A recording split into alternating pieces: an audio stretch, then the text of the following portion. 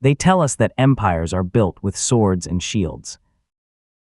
But the truth is much colder. Before Rome ever dreamed of ruling the world, the Mediterranean belonged to an empire built on the balance sheet. That empire was Carthage. It was an ancient superpower that understood a reality we are still wrestling with today. Money is the ultimate weapon. While other kingdoms measured their strength in the blood of their citizen soldiers, Carthage measured its might in gold, silver, and the relentless flow of global trade. They were the undisputed financial masters of the ancient world. The men who ruled Carthage were not warlords. They were merchants, aristocrats, and logistics geniuses.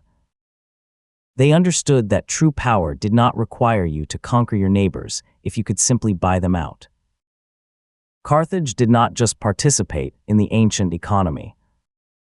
Carthage was the ancient economy. From their massive fortified harbors on the coast of North Africa, they controlled the flow of everything that mattered. They held a total monopoly on the tin trade from Britain, which was the essential ingredient for bronze. They extracted unimaginable wealth from the silver mines of Iberia.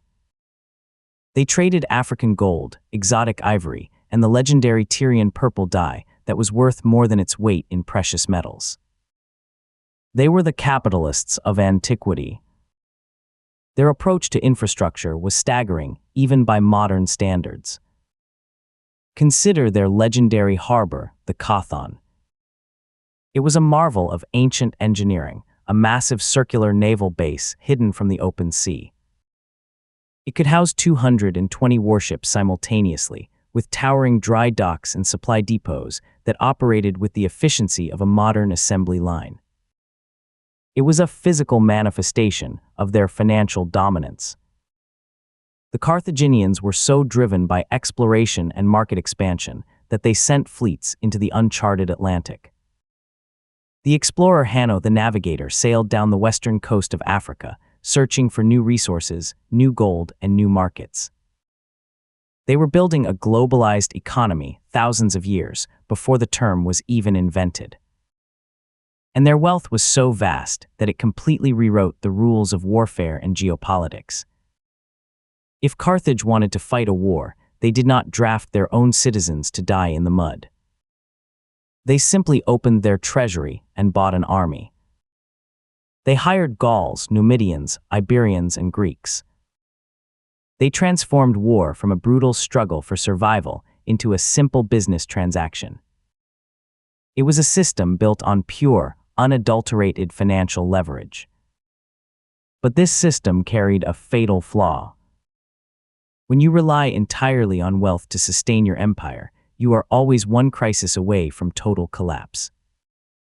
This brings us to the ultimate clash of civilizations. The Punic Wars. Rome was an agrarian society built on a deep, almost fanatical sense of national duty. Carthage was a commercial society built on profit margins and risk management. When these two titans collided, it was not just a war of armies. It was a war of economic systems. At first, the Carthaginian wealth seemed invincible. We all know the story of their legendary general, Hannibal Barca. He marched elephants over the Alps and brought Rome to its knees. But what most people miss is how the Barca family operated. They functioned less like traditional royalty and more like the board of directors of a massive multinational corporation. When the Carthaginian government refused to fund them, the Barcids essentially conquered Spain on their own dime. They minted their own coins, built their own cities, and funded their own private mercenary armies with Iberian silver. But Hannibal's greatest enemy was not always the Roman legion. It was the Carthaginian Senate back home. The merchant lords of Carthage were businessmen first and patriots second. They looked at the endless, grinding war in Italy and they saw a bad investment. They hesitated to fund Hannibal's long-term campaign because they were too focused on protecting their short-term profits. They believed that as long as the trade ships kept sailing and the silver kept flowing out of Spain, they could outlast any crisis. They suffered from the ultimate arrogance of wealth. They thought they were too rich to fail.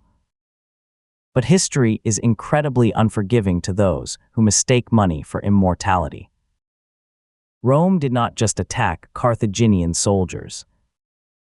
Rome attacked Carthaginian capital. The Romans realized that to kill the beast, they had to cut off its cash flow. They launched brilliant counteroffensives into Spain, ripping the silver mines out of Carthaginian control. Suddenly, the endless flow of mercenary wages dried up. The invincible Carthaginian navy was matched by a Roman fleet funded by public debt and citizen taxation. Rome bled itself dry financially to win, while the elite of Carthage tried to protect their private fortunes. When the final blow came at the Battle of Zama, Carthage was beaten. But the financial humiliation had only just begun. Rome imposed crushing war debts, forcing Carthage to pay massive indemnities over decades. They stripped Carthage of its overseas territories and its mighty military. By all logic, the city should have faded into irrelevance. But here is where the financial genius of Carthage proved truly terrifying. Stripped of their empire, the Carthaginians went back to doing what they did best. They traded. Within just a few years, they had paid off the massive Roman debt. Their markets overflowed with goods. Their agricultural reforms turned the surrounding lands into an absolute powerhouse of production. They were richer than ever before. And that is exactly what got them destroyed. Roman senators looked across the sea and realized a horrifying truth. You can defeat a capitalist superpower in battle, but you cannot kill its ability to generate wealth. Carthage was too successful for its own good. Its mere existence as a thriving economic center was an insult and a threat to Roman supremacy. The Roman statesman Cato the Elder ended every speech with a chilling demand. Carthage must be destroyed. And so the Roman legions returned for one final apocalyptic siege. This time there were no mercenaries to buy. There were no trade routes to leverage. When the Roman war machine breached the massive city walls, the bankers, the merchants, and the wealthy elite fought side by side with the poorest citizens.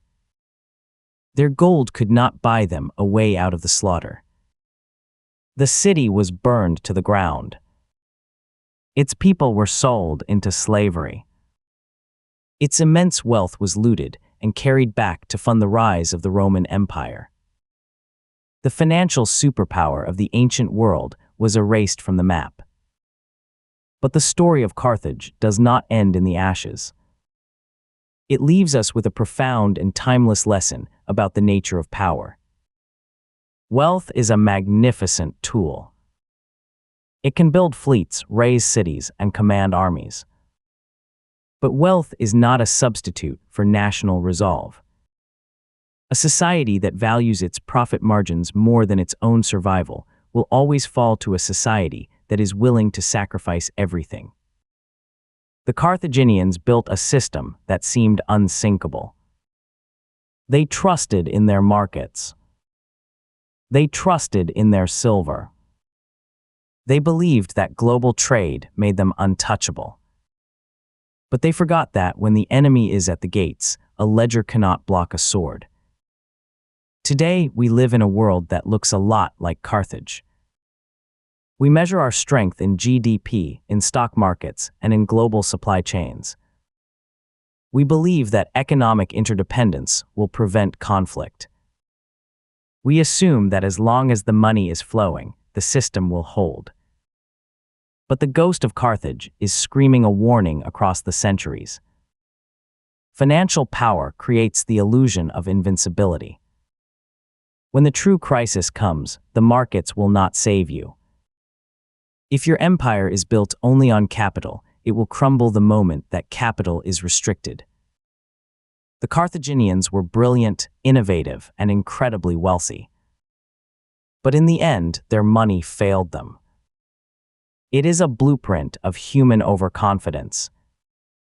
It is a reminder that empires of trade are just as fragile as empires of stone.